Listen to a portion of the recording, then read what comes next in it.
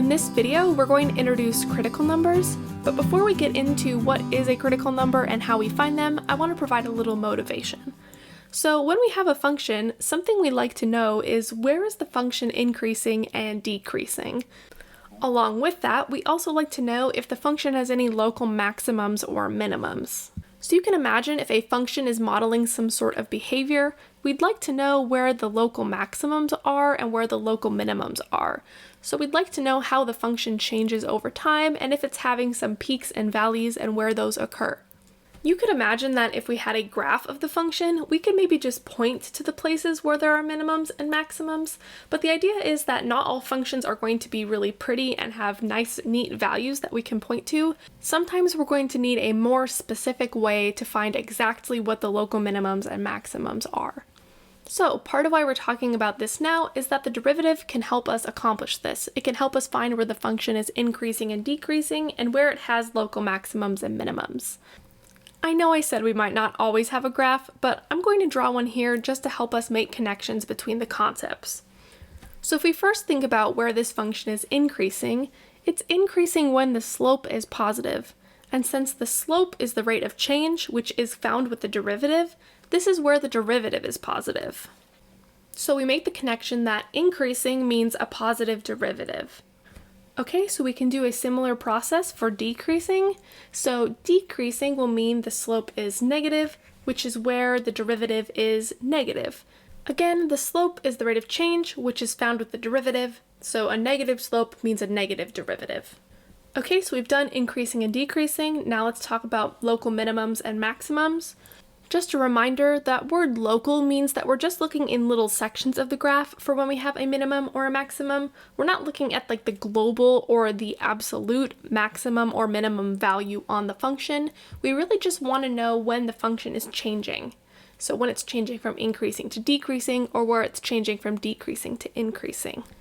Let's look first at this local minimum. So local minimums on a function occur when the function changes from decreasing to increasing. So we see here we were going down, then we stopped at that local minimum, and then we started going back up again. So changing from decreasing to increasing, and this will correspond with the derivative changing from negative to positive. Decreasing is a negative derivative, increasing is a positive derivative. So the derivative is changing from negative to positive. So we can follow a similar process for local maximums. So the local maximum here is occurring when the function changes from increasing to decreasing. So this is where the derivative changes from positive to negative. So you can think a positive slope is increasing, positive derivative, changing to a negative slope, decreasing, a negative derivative. One more thing about the local maximums and minimums. So if we look at the tangent lines at these locations, the tangent lines are horizontal, and horizontal lines have a slope of 0. So the slope of the tangent line at a local maximum or a local minimum is 0. And this means the derivative at these locations is also equal to 0. So again, we know that the derivative at a local max or a local min is 0.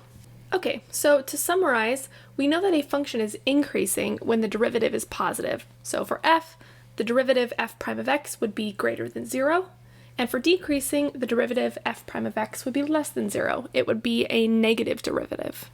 So we have greater than 0 and less than 0, and we're going to define critical numbers to be the locations where the derivative is equal to 0.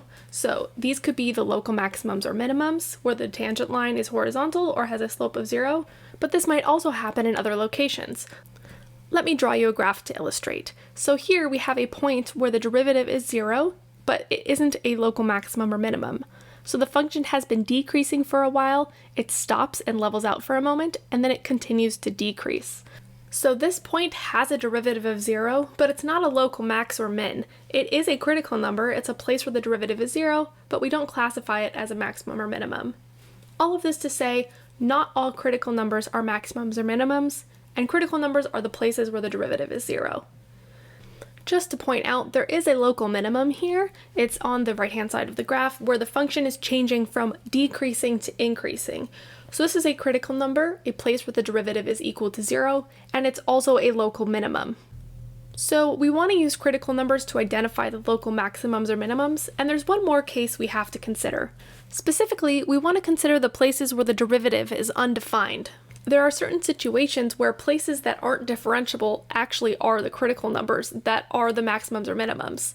So if we see here, we can draw a corner or a cusp, and this value is not differentiable. We can't take a derivative there, but it still is a local maximum. So we do need to consider that point when we're trying to identify all the critical numbers. So critical numbers aren't only where the derivative is equal to 0, they're also where the derivative is undefined. And if we find all of the critical numbers, we can use those to then determine which ones correspond to local maximums and local minimums. There is a specific process we follow in order to do this, and that will be the topic of our next video that is about the first derivative test. That's it for this one though. Thanks so much for watching, and I'll talk to you in the next one.